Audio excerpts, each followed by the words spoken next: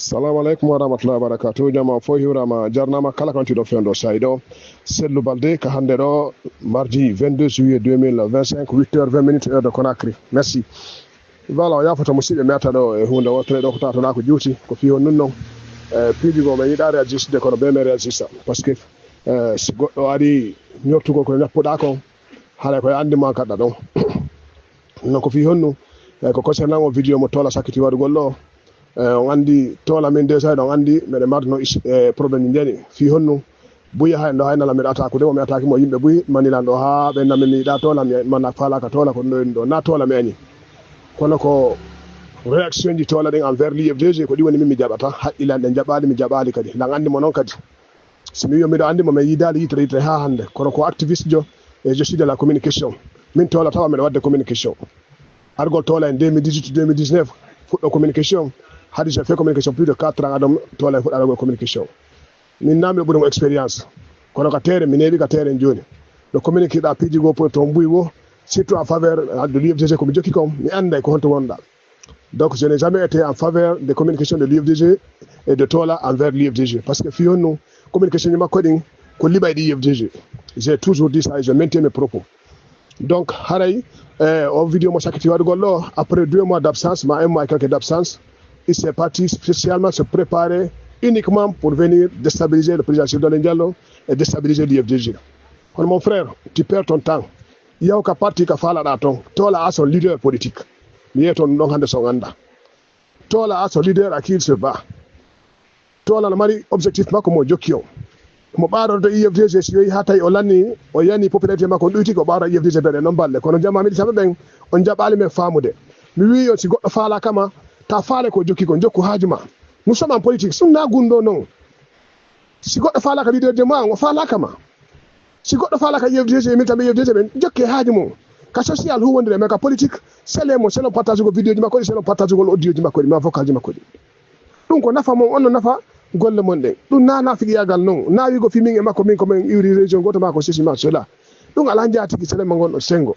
mais on jaɓali ko men men yetton ko ala jaɓirde men woni par ce que vous êtes ko ɗo vidéo makko on ko wi o Cellou Dalein e laamu ngu no wawi jemma e ñalorma hakkude maɓɓe o hakkude makko e laamu no wawi funnangue e hirnangue tola ba na daluye o jogui ko Allah tu wodani wonandema pellet ko ɗum ɗo watta o wiya kadi kanko o confirme ko ɗum latto kadi wondema Cellou Dalein Diallo wata lamagol ɗum ko Allah wodani mon frère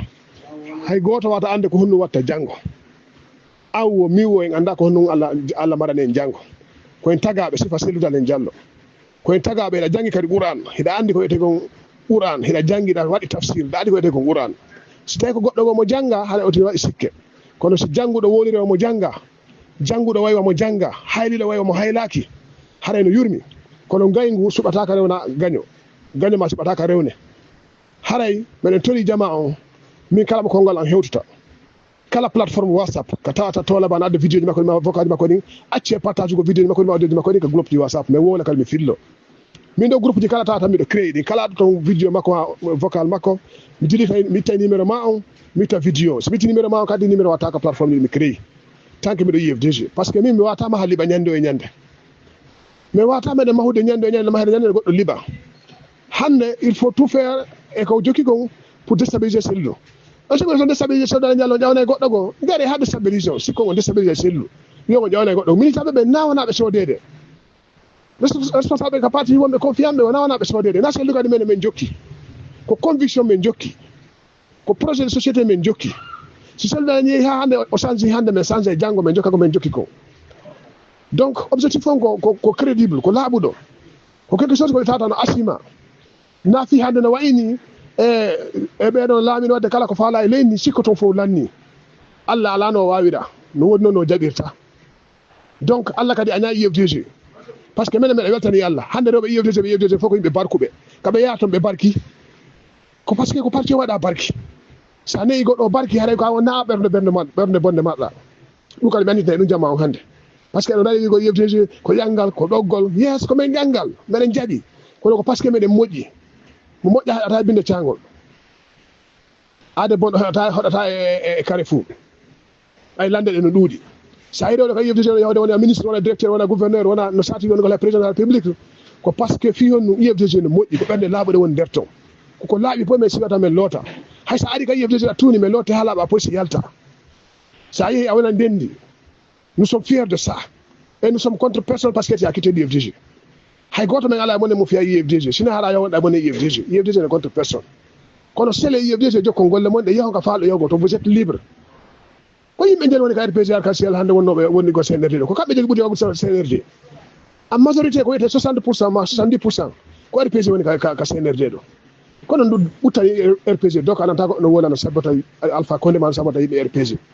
onon kono jokkiɗo ndu yimɓe mon e destabilise to bonda kala haaji ko jokka haaji mon e ɗum haɗi jokkon haaji mon on ɗon sikone woni jonta position ji aw ha joni non position ji nafata on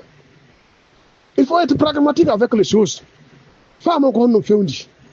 sa woli ɓe noon UFDG ɗon yennayi o faalaka goɗɗo ɗo wondi ɗen ɗo UFDG ko rinɗi ko hay goto rinɗa sifaw ɗum ɗon nous sommes fiers de nous et on assume notre responsabilité et notre engagement au sein de l'UFDG kono mo añi bamma o yiɗatama ha adna lanna gaño bamma ko gañoma giɗo mawɗo ma on ko giɗoma hay so tawi a andama tan inde ma ko teddimmo haray woni on falaka seddudal e diallo on falaka UFDG kono jokki haajuji mon selon UFDG mais à partir de ce moment kala attaque ɗo UFDG ɗo eɓe jonde ɓene responsable ɓe ɓene gaɗa communication ɓe si ɓe sanctionne men ɓe sanctionne men mais on va vous répondre A par A et 1+1 ɗum namidi à 14 heures on ne vous tolère plus parce que min daari men tawi sa huwodire goɗɗo ata e ndimo ala hara an kadi a yeyema anga ndimmago hay borre ni ɗe fof ɗe wawi nafisirmene men hulay rewni men kadi ma men ɗeƴƴo to woni gasa woɓɓe amen kadi ne ato hara meɗen ne aka borre nedi woni ɓuuri on kono men ɗeƴƴu men fan kadi woni sabandema responsabilité gol hoore amen e teddingol jamma min kamɓe UFDG ɓe responsable ko UFDG e teddingol kadi mawɓe men ɓen yiyaɗo goɗɗo sottoɗo sagata jogo téléphone mum daro yenna ɗo talibaɓe Fouta fop yenna ɗo imamɓe Fouta fop yenna ɗo mokobaɓe baskot fop yenna ɗo imamɓe kanka fop yenna ɗo yimɓe fop foore fop journaliste fop yenna leñol fof nde wotere yenna fulɓe fof nde wotere yenna manika fof nde wotere mais mon Dieu est ce que ça c'est responsable est ce que ɗum ko pinal noon ɗum ko gandal non est ce que ɗum ko combat politique non na combat non il faut assumer ses responsabilités leñol fof bonata ha adna lanna région fof bonata ha adna lanna yimɓe fof bonata ha adna lanna